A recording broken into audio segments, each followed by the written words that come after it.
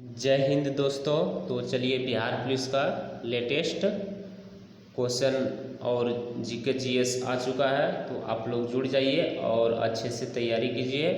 जो भी बिहार पुलिस का तैयारी कर रहे हैं आप सेट प्रैक्टिस जरूर लगाइए, क्योंकि मात्र 30 दिन अब बचा है। 30 दिन में ही आपको पूरा सेट लगा लेना है, उसके बाद एग्ज़ाम हॉल में जाना है। तो चलिए हम समझते हैं, आज से शुरू करते हैं जीके जीएस। और इस चैनल के माध्यम से वीवीआई क्वेश्चन आएगा और यहाँ से बहुत क्वेश्चन आने की संभावना है। और हमें क्वेश्चन सेट करते हैं तो हमें एनालिसिस करके क्वेश्चन सेट करते हैं हम लोग।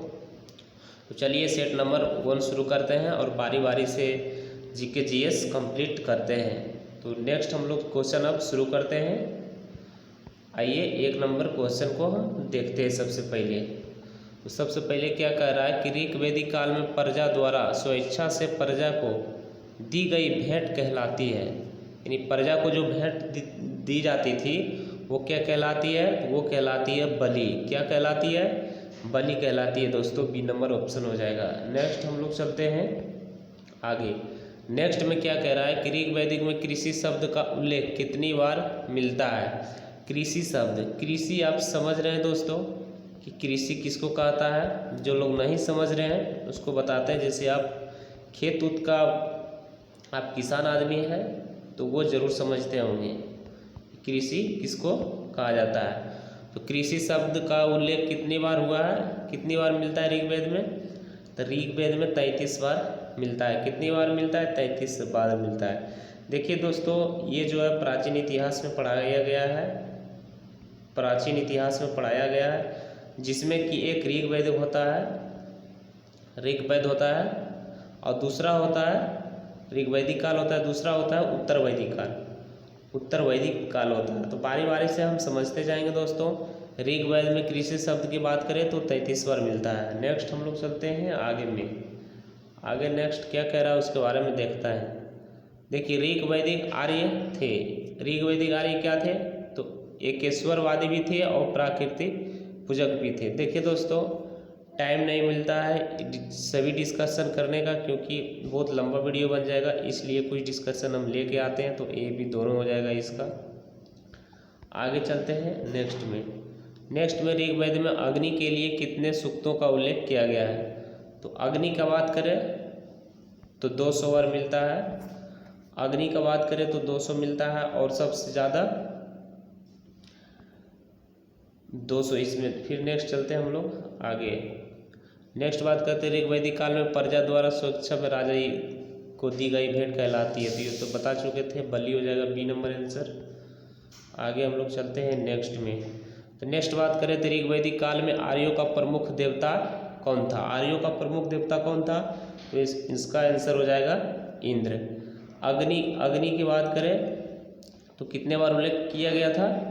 200 बार किया गया था। कितने बार किया गया था?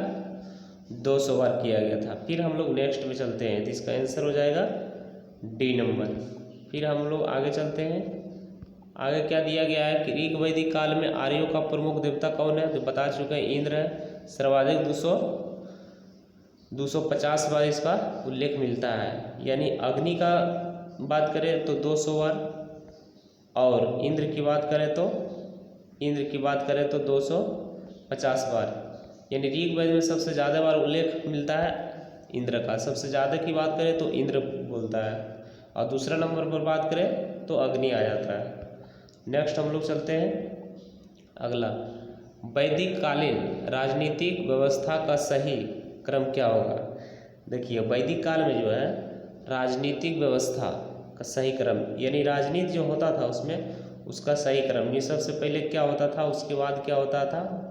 तो देखिए यहाँ पे 1 नंबर में सबसे पहले होता था राष्ट्र, उसके बाद होता था जन, उसके बाद होता था विष, और उसके बाद होता था ग्राम। उसके बाद क्या होता था? ग्राम होता था। उसके बाद कुल होता था। उसके बाद क्या होता था? कुल होता था। तो इस तरह उसका जो है नीति राजनीतिक व्यवस्था की सही क्रम था। तो ऑप्शन नंबर डी हो जाएगा। नेक्स्ट हम लोग चलते हैं आगे। नेक्स्ट की अगर बात करें तो नेक्स्ट ध्यान से देखिएगा।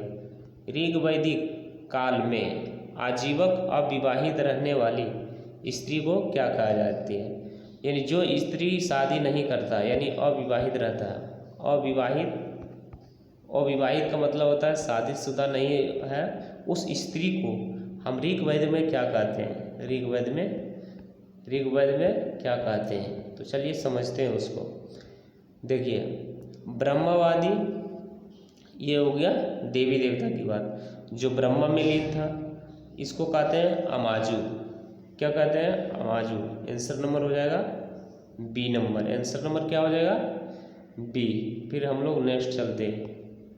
नेक्स्ट में क्या कह रहा है उसको समझते हैं। निम्नलिखित में से कौन सी वैदिक आर्यों की प्राचीनतम संस्थान थी? वैदिक आर्य का प्राचीनतम संस्थान थी, यानी जो ऋग्वेद में जो है इसका प्राचीनतम जो संस्थान कहाँ चलाया जाता था और संस्थान इसका मेन रूप से कहाँ रहता था? जैसे एक सभा होता है ना, तो सभा का मुख्य कार्य जो होता है वो किस क्षेत्र में होता है? एक केंद्र बनाया जाता है। तो यही पूछ रहा है कि निम्नलिखित में से कौन सा वैदिक आर्यों की प्राचीनतम संस्थान थी? तो कहाँ थी? बी 10। कहाँ थी? विदत थी। कहाँ थी? विदत। तो डी नंबर ऑप्शन हो जाएगा। चलिए फिर हम लोग नेक्स्ट में चलते हैं। नेक्स्ट क्या कह रहा है उसको समझते हैं। नेक्स्ट कह रहा, आइए हम नेक्स्ट की बात करें। तो नेक्स्ट में देखिए आगे क्या हो जाता है। नेक्स्ट में करते हैं आर्यवल्क्य एवं मैत्रेयी का दार्शनिक संवाद किस उपनिषद में वर्णित है? तो इसका आंसर हो जाएगा ए नंबर। आंसर हो जाएगा बृहदारण्यक। सबसे पहले उपनिषद की बात करें तो उपनिषद एकक देख लीजिए। सबसे बड़ा उपनिषद की बात करें तो सबसे बड़ा उपनिषद क्या हो जाता है? बृहदारण्यक उपनिषद। सबसे छोटा उपनिषद की बात करें तो हो जाएगा मांडुक्य उपनिषद। क्या हो जाएगा? मांडुक्य उपनिषद।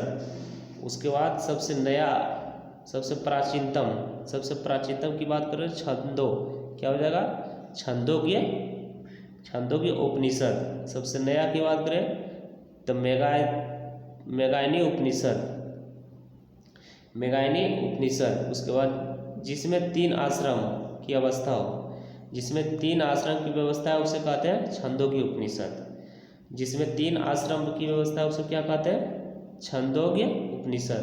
और जिसमें 4 आश्रम की व्यवस्था है उसे कहते हैं ज्वालोपनिषद। तो आप लोग ये एक बार देख लीजिए और याद कर लीजिए ताकि फिर उपनिषद से क्वेश्चन आपका नहीं फंसेगा। तो इसका राइट आंसर हो जाएगा ए। हम लोग फिर चलते हैं नेक्स्ट में। नेक्स्ट क्या कह रहा है उसको समझिए। नेक्स्ट क्या कह रहा है देखते हैं। ऋग्वेद में अग्नि के लिए कितने सूक्तों का उल्लेख किया ये तो आपको बता चुके थे। और सबसे ज़्यादा बार किसका किया गया था? इंद्र का। किसका किया गया था? इंद्र। कितना बार किया था? 250 बार किया गया था। अगर सबसे ज़्यादा बार पूछा जाएगा तो ऑप्शन देख के इंद्र मारिएगा। अगर सिर्फ ऋग्वेद में अग्नि का पूछेगा तो 250, और दूसरा सबसे ज़्यादा बार पूछेगा तो अग्नि हो जाएगा। नेक्स्ट हम लोग चलते हैं अगला में। नेक्स्ट क्या कर रहा है कि निम्नलिखित में से कौन सा जन ऋग्वैदिक पंचजन में शामिल नहीं है? तो क्या शामिल इसमें नहीं है? तो देखिए अनु था, द्रयु था, कुरु था। इसमें क्या नहीं था? मत्स्य नहीं था। तो आंसर नंबर हो जाएगा क्या? आंसर नंबर हो जाएगा डी नंबर मत्स्य। क्या था? मत्स्य इसमें शामिल नहीं था। क्या नहीं था? मत्स्य शामिल नहीं था। इसमें मत्स्य शामिल नहीं था। आंसर नंबर हो जाएगा डी। आगे हम लोग चलते हैं नेक्स्ट में। नेक्स्ट ध्यान से देखिएगा। निम्नलिखित में से सुमेलित कीजिए सूची 1 और सूची 2। सूची 1 में ऋग्वेद दिया है, इसमें वेद दिया है और इसमें उपवेद दिया है। यदि प्राचीनतम में नाम इसका क्या था?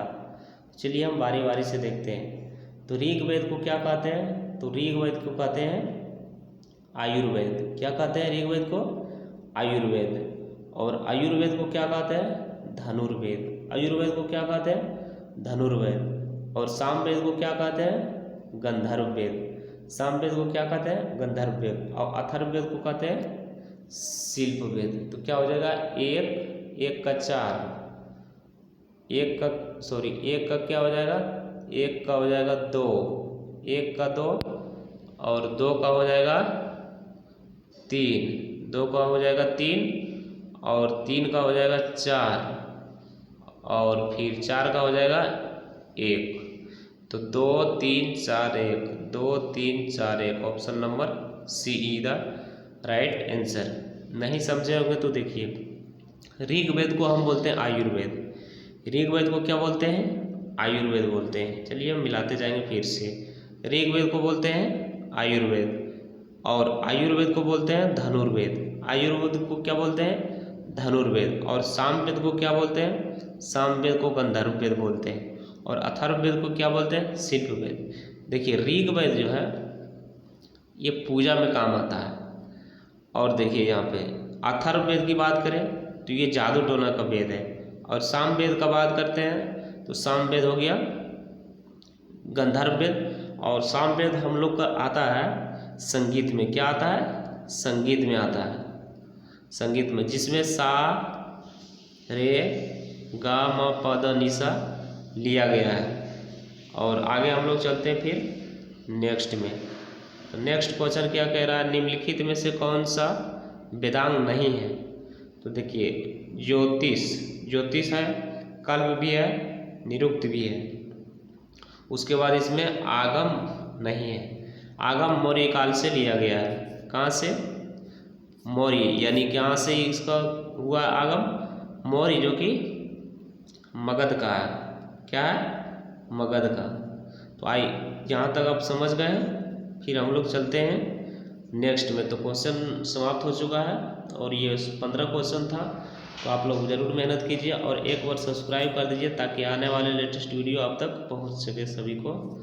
तो आज के लिए इतना ही, फिर मिलते हैं नेक्स्ट वीडियो में। जय हिंद।